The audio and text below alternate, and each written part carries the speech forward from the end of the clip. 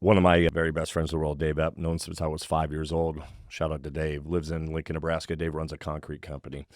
And his dad actually started the business. His dad started off as a builder and then moved into doing concrete work. And so Dave, I remember in high school, summertime, he was going and doing concrete work with his dad. And just, blue collar, hardworking.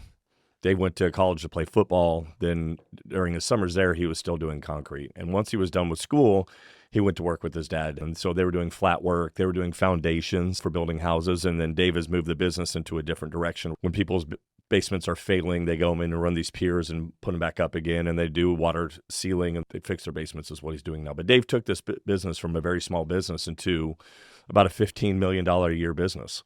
And Dave, what I love about him is, and he would share his story too. Dave has kind of alcohol background like we had, and then God got a hold of his life, and Dave has done some amazing things in what he does with his employees.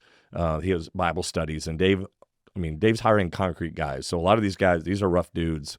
Hires a lot of guys out of prison to help give them second chances at life.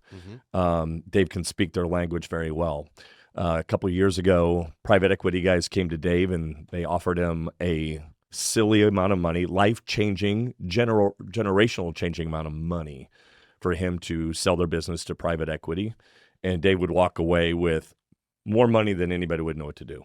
Dave went to the Lord with that and felt like God told him, you could do that, but what's going to happen to your people? Because usually what private equity does, they'll come in and they'll redo the business and they'll get rid of people and, they'll redo a few things and try to sell it again later is what all they're trying to do. But it would completely ruin the culture of what Dave has built there. Dave makes plenty of money doing what he does. And so the question came up of how much is enough? And so Dave had to make that decision of I can sell this thing and walk away, or I continue working and building into people and building families. He's seeing these guys that, are rough guys from the streets coming in and now have wives and kids and are going to church and are flourishing, are foremen and are doing amazing things with their lives because he has made the sacrificial decision to walk away from a silly amount of money. Again, he makes great money now, but he walked away from a silly amount of money to make sure that people could have Christ.